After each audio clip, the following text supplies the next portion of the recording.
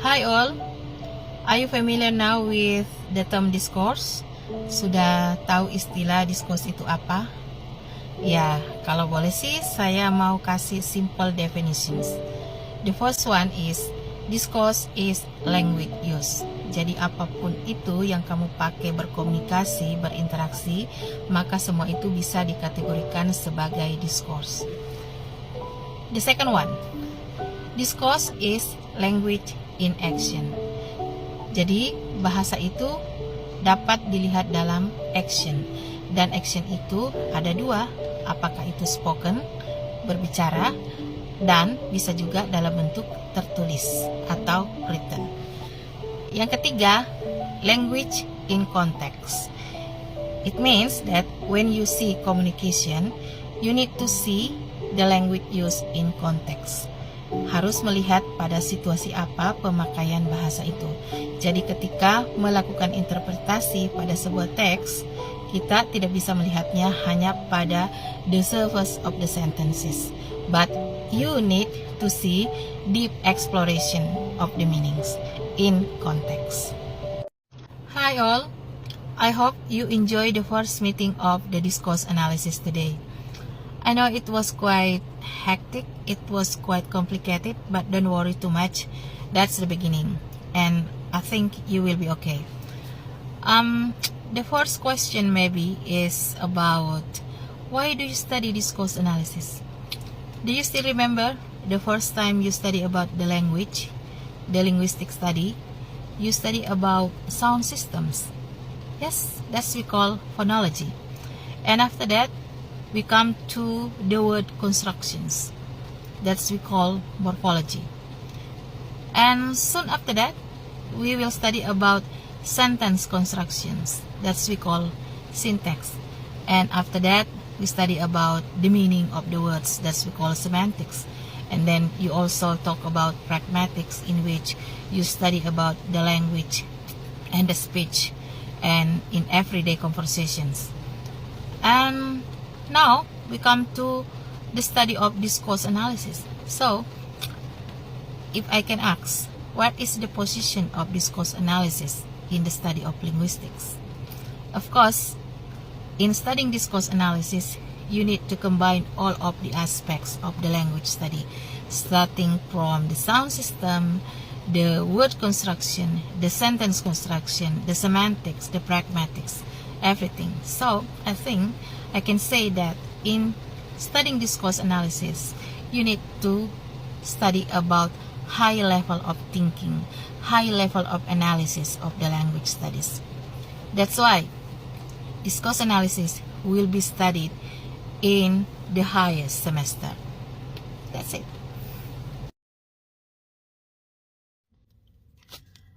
Hai, hello.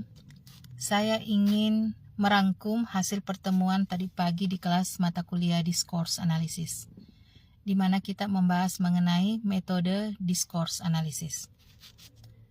Tentu yang harus kita perhatikan itu adalah bahwa ada beberapa tahap yang harus kita ikuti. Dan tentunya yang pertama itu adalah menentukan permasalahan. Apa topik yang akan kita bahas dengan menggunakan metode Discourse Analysis itu. Nah, dari situ nanti kita bisa menentukan apakah kita membutuhkan data spoken atau bisa menggunakan data yang bersifat written. Dan di situ juga kita bisa melihat, oh ini kita membutuhkan setting di kelas, kita membutuhkan setting di media massa, atau mungkin kita hanya membutuhkan setting di media sosial saja. Nah, pada saat pengambilan data ini kita bisa menentukan apakah kita akan merekam atau melihat saja rekaman yang sudah ada. Rekaman yang sudah ada itu misalnya ada video yang sudah diupload di YouTube atau video-video yang sudah ada di media sosial Instagram atau di TikTok misalnya. Atau kalau tidak ada, mungkin kita perlu melakukan rekaman tersendiri. Misalnya kita mau settingnya di kelas, maka kita perlu mengunjungi kelas dan melakukan rekaman secara langsung. Atau kalau kelas itu dilaksanakan secara online, maka kita bisa mengambil rekaman online tersebut dari Zoom, for example. Nah, setelah itu sudah ada data, maka langkah selanjutnya itu adalah kita melakukan data selection. Setelah data collection, kita melakukan data selection. Kita perlu melakukan seleksi data. Kenapa perlu? Misalnya dalam pengambilan data itu mungkin kita banyak sekali data yang terkumpul ya. Mungkin ada 15 file rekaman. Apakah kita perlu mengambil semuanya? Tentu tidak. Kita hanya memilih yang mana yang relevan dengan rumusan permasalahan yang sedang kita bahas. Namun bukan berarti bahwa data yang kita tidak perlukan itu langsung kita buang. Kita bisa arsipkan saja dulu. Nah, setelah kita melakukan data selection, sudah ada data yang kita pilih yang mewakili permasalahan yang kita bahas, maka kita perlu melakukan data transcription. Data transcription itu mengubah data mentah itu menjadi data teks yang bisa kita baca dan bisa dipahami secara langsung. Dan di data transcription itu akan terlihat misalnya kalau seseorang berbicara sambil tertawa, atau kalau seseorang berhenti berbicara, atau kalau misalnya pembicaraannya itu dengan intonasi tinggi dan seterusnya, itu harus terlihat di data transcription. Nah, dari data transcription itu nanti kita akan melakukan ekstrak data. Ekstrak data artinya kita mengambil intisari daripada transkrip itu, dan itu yang akan kita bahas untuk menjawab pertanyaan penelitian kita di bagian perumusan permasalahan. Jadi kalau misalnya kita membahas mengenai kesantunan dalam pembelajaran kelas online misalnya, maka kita akan mengambil ekstrak dari percakapan di transkrip itu yang menunjukkan adanya kesantunan di kelas yang dilakukan oleh guru dan siswa misalnya. Dan itu kita lakukan dengan menggunakan data ekstrak. Nah, kalau sudah ada data ekstrak, tentu sudah terbuka peluang bagi kita untuk melakukan interpretasi. Kenapa? Karena sudah ada intisari daripada percakapan yang kita bahas. Nah, di situ kita sudah bisa melakukan interpretasi dengan cara menghubungkan dengan teori yang ada yang menjadi landasan teori kita, dan bisa juga dengan melihat aspek-aspek studi pendahuluan sebelumnya. Nah, itu kita bahas itu berdasarkan pada pertanyaan penelitian yang ada. Dan tentunya kita bertujuan untuk menjawab pertanyaan penelitian atau rumusan permasalahan yang sudah kita jabarkan sebelumnya. Kalau sudah selesai, maka kita bisa langsung melakukan analisis. Analisisnya itu adalah meramu semua bagian-bagian findingsnya itu terkait teori, terkait previous studies, dan setelah itu kita butuh pelaporan. Pelaporannya itu namanya data report. Data report ini tentu punya bentuk, bukan hanya sekedar diingat saja, misalnya dijelaskan saja, tetapi butuh semacam bentuk laporan. Nah, laporannya itu bisa dalam bentuk artikel. Nah, artikel itu tentu tahulah bagaimana cara membuatnya. Ada judul, ada abstrak, ada introduction, ada related literature, ada research method, ada finding and discussions, kemudian ada conclusion, dan tentu ada references. Nah, itu semua adalah steps-steps yang dilakukan dalam membuat karya tulis yang menggunakan discourse analysis. Selamat mencoba. Bahwa critical discourse analysis itu banyak sekali melihat bagaimana pemakaian di media. Nah, sekarang berhubung karena sekarang kita ini adalah zamannya media sosial, berarti kita bisa mengambil di media sosial. Media yang dimaksud itu sebenarnya itu media massa, bisa media elektronik gitu. Bisa misalnya di televisi, di TV show, atau di berita-berita online, atau di berita online communication yang lainnya, misalnya di YouTube kah, atau di media sosial lainnya. Nah, kita bisa pilih, we can choose one of them. Ya, tidak usah banyak sekali, ada yang ngambil ini, ada yang kita fokuskan saja satu. We all the class have analysis on social media. Jadi kita semua mengambil media sosial. Nah, sekarang media sosialnya itu saya kira banyak sekali yang ada itu di TikTok. Oke, baik. So there will be 3 models in using critical discourse analysis. The first one is the model from Norman Vekla, which is recognized as model 3 dimensi, in which we are going to have analysis textual analysis and discursive practice and social practice. The second one is the model from Van Dijk, that's we recognize as social cognition. Yes. And then the third one is the model from Ruth Wodak, discourse historical approach, in which we need to look at the historical context and discursive strategies. Hai, hello, kembali lagi dengan saya, masih seputar critical discourse analysis. Saya mau katakan bahwa salah satu topik yang sangat menarik untuk diteliti dengan menggunakan kacamata critical discourse analysis itu adalah bahasa ritual di media sosial. Mengapa saya katakan demikian? Dulu tradisi ritual atau bahasa ritual dari suatu daerah hanya bisa disaksikan dengan mendatangi spot perayaan. Jadi kalau misalnya mau tahu tradisi ritual Rambu Solo atau Rambu Tuka di Tanah Toraja, ya kita harus pergi ke Tanah Toraja dan bisa menyaksikan langsung di sana.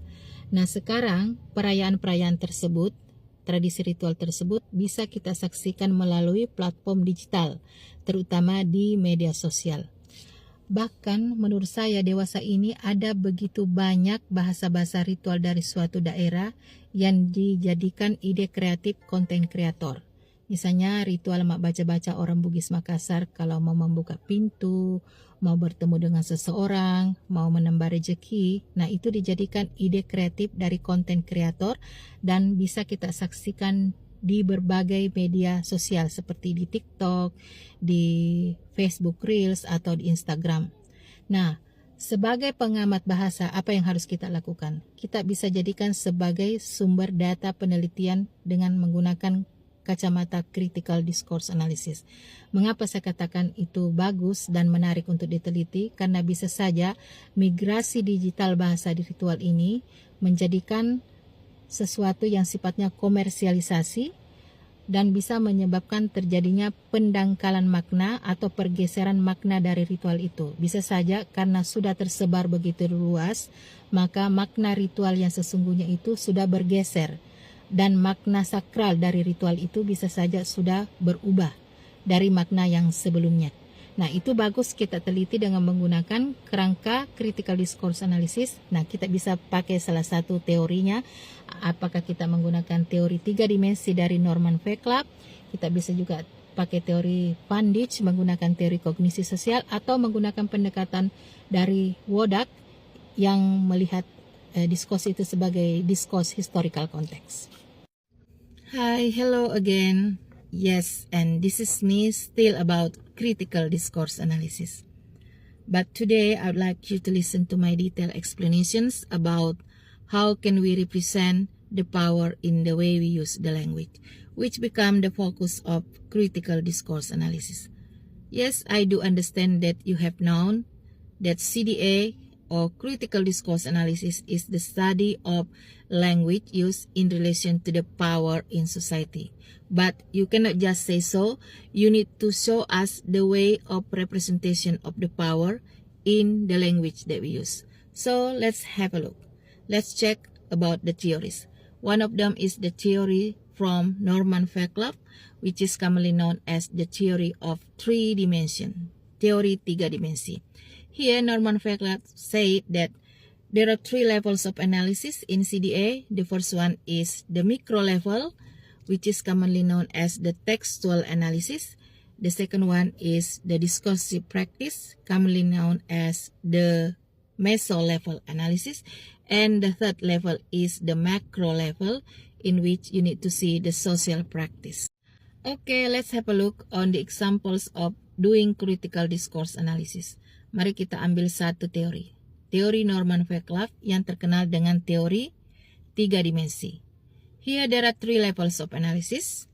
The first level is textual analysis, which is commonly known as the micro level analysis. Dalam hal ini, yang perlu kita lihat adalah bagaimana penggunaan teks tersebut, bagaimana the choices of the words, pemilihan kata, atau penggunaan metafor, atau penggunaan gaya bahasa lain, penggunaan kata ganti benda, atau promina, karena semua itu bisa menunjukkan representasi power in the community melalui bahasa yang digunakan. Itu disebut dengan micro level. Kemudian yang kedua adalah mesoanalisis atau yang terkenal dengan discursive practice yang biasanya berfokus pada produksi dan konsumsi teks tersebut.